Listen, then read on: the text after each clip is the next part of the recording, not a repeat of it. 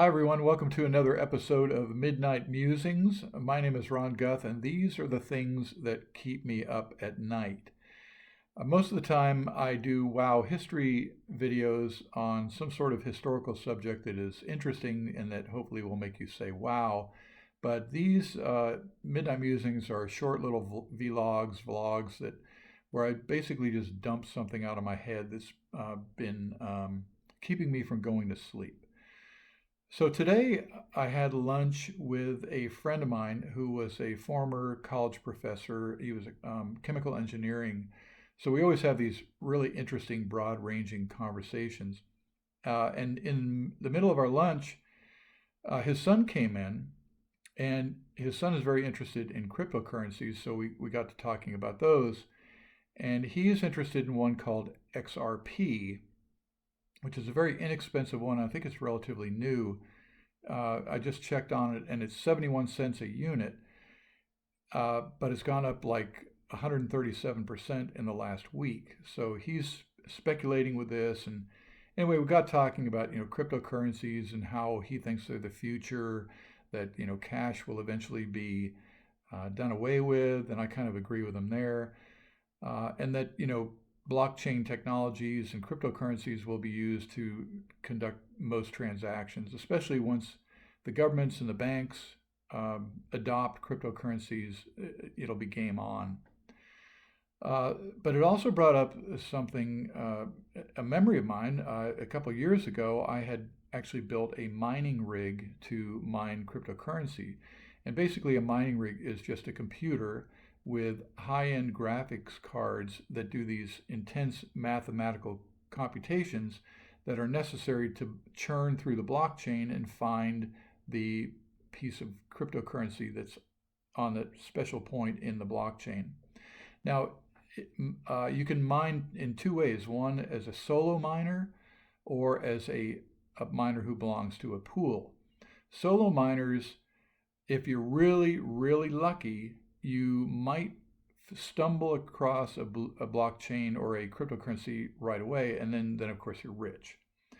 But if you've got a 4-card mining rig like I did, you're competing with all these big farms in other countries where electricity is free, and they're just churning through this blockchain, and they're more likely to find it before you will ever find it.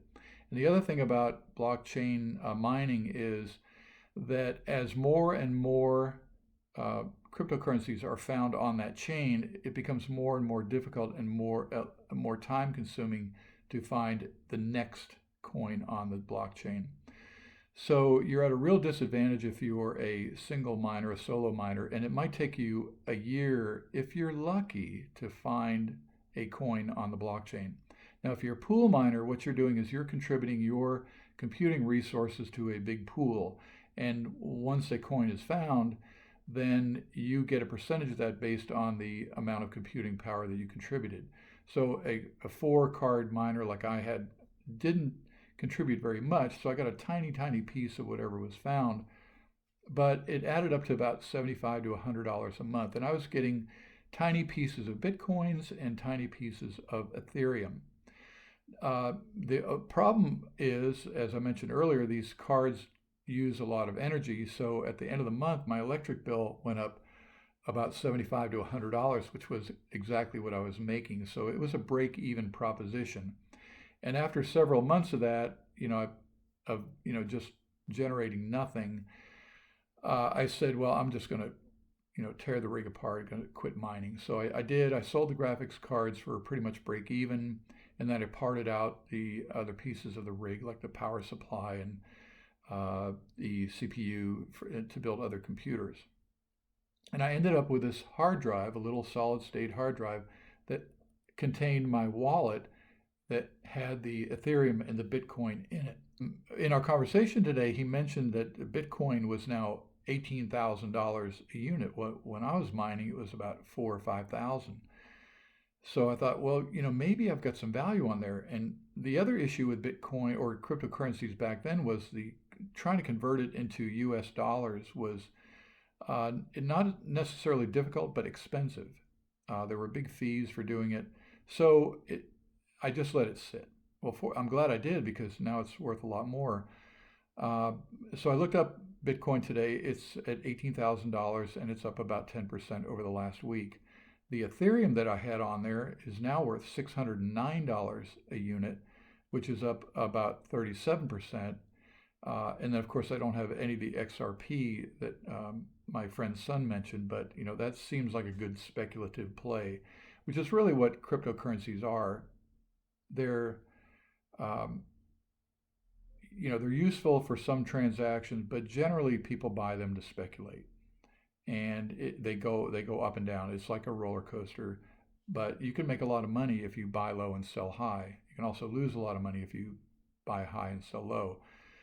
But so I'm going to review my little hard drive. I have to find it. And if you've ever had a cryptocurrency wallet, you know that the passwords are extremely long. They're almost their own little blockchain. So I've got to find my password because without the password, my cryptocurrency is worthless. If you don't have a password, there's no way you can recover that password. There's no way you can get your money. So anyway, I'm going to take a look at that. But if you're interested in cryptocurrencies, I would recommend not mining, but just go out and buy whatever you think might be the next big thing. XRP, according to my friend's son, seems to be that one.